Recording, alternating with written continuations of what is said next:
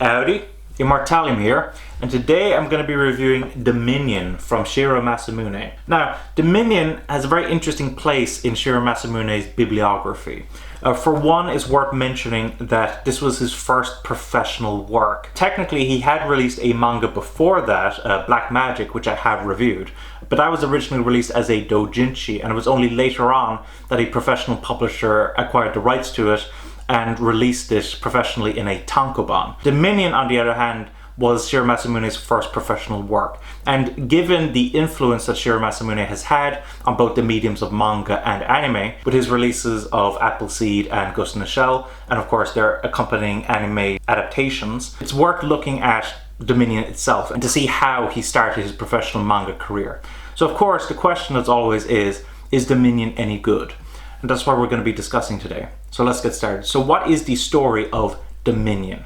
Dominion is set on Earth, but the Earth has become incredibly contaminated to the point where the air now, the outside air, has become super toxic. And people, when they want to go outside, actually have to wear masks in order to prevent themselves from becoming poisoned. We are quickly introduced to a chase between the tank police, which serve as the law enforcement of the city, and a criminal called Buaku. One of these tank police, who will later on become our main character, is called Leona Ozaki. And it becomes very clear very quickly that she has an unhealthy attachment to her tank, which she likes to call Bonaparte, after the famous general. And after a variety of shenanigans involving their chasing Buaku, they eventually surround his hideout. But once they break in, they find no sign of Buaku or his gang, but they do find a girl, apparently green-skinned and producing oxygen, so clean air. She is taking in the contaminated air and putting out clean air, which, as you might imagine, is quite an interesting discovery.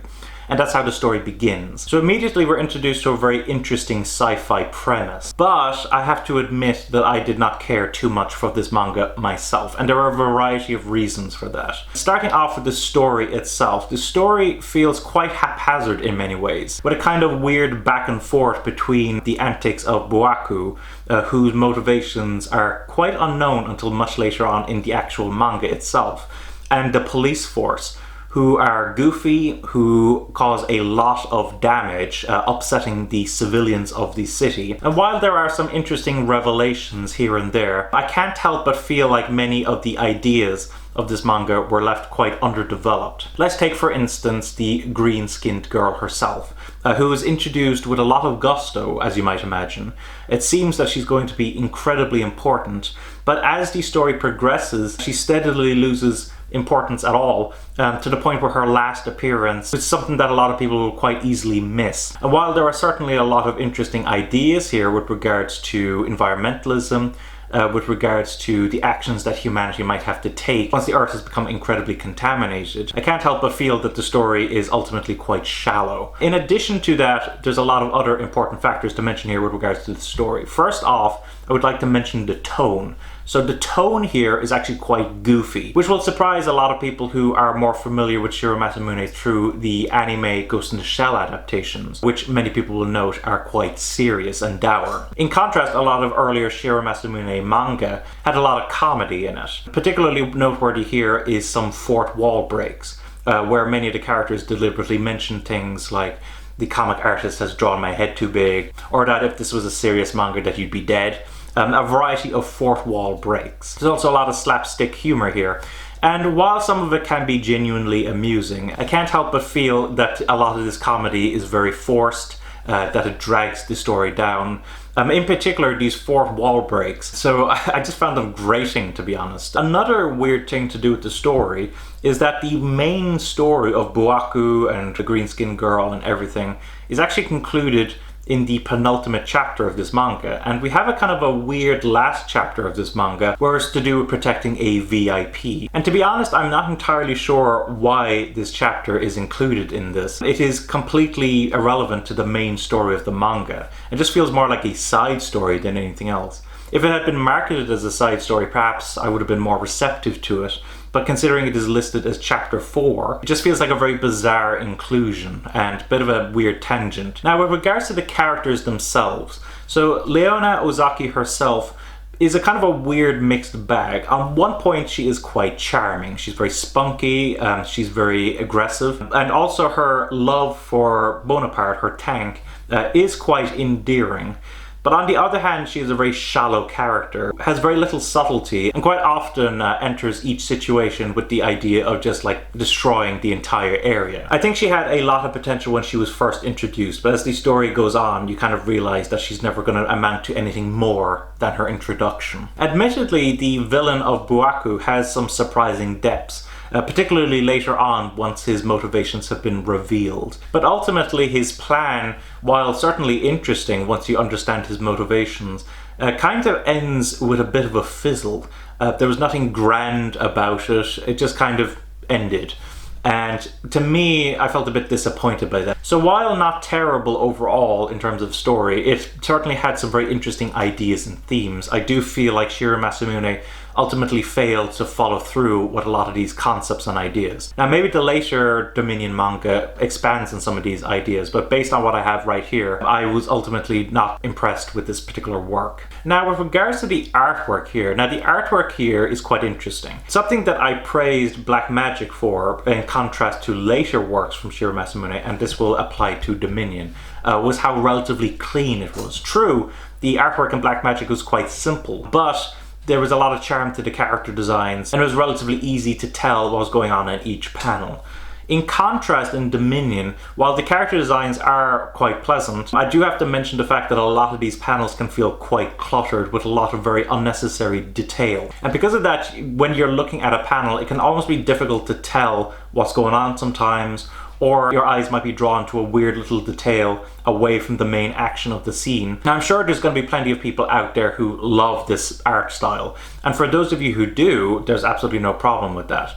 But for me, the fact that the manga artwork itself is so cluttered and so distracting from the main action is definitely problematic. But I will commend the character designs here. I think a lot of the character designs here are very visually pleasant, they're very distinct.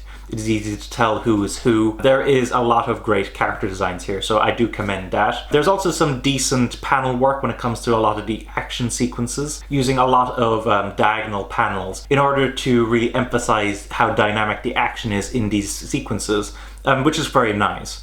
But ultimately this very cluttered looking artwork here meant that I actually preferred the previous work that he had done, Black Magic, more than the artwork here. Now with regards to how this manga was released, this manga was released by Dark Horse, and if you compare it to my trusty Yotsuba, you'll see that it is quite a bit bigger than your standard Tankman, which is a bit of a godsend, to be honest, because as much as I do appreciate bigger trim sizes in a lot of manga series, given how cluttered this manga already felt, any smaller size would have been absolutely horrific. So I'm incredibly glad that Dark Horse released this manga in a bigger trim size, just so that the artwork could breathe a bit more, even though in many ways it still feels incredibly constrained by how cluttered all of the artwork is. The paper quality itself is very good, with a lot of very strong contrast between the white and black artwork, and there's little to no page bleeding, which is fantastic. In addition, there are some very nice extras here, a lot of these Dominion files that are introduced after each chapter, which gives us more detail on the world, more detail on the technology within the world. This is quite standard for Shirow Masamune, but it is a nice inclusion nonetheless. And then there is actually a very sizable written section at the back where Shirow Masamune goes over a bit of the history of tanks, the use of tanks in other works, etc., etc.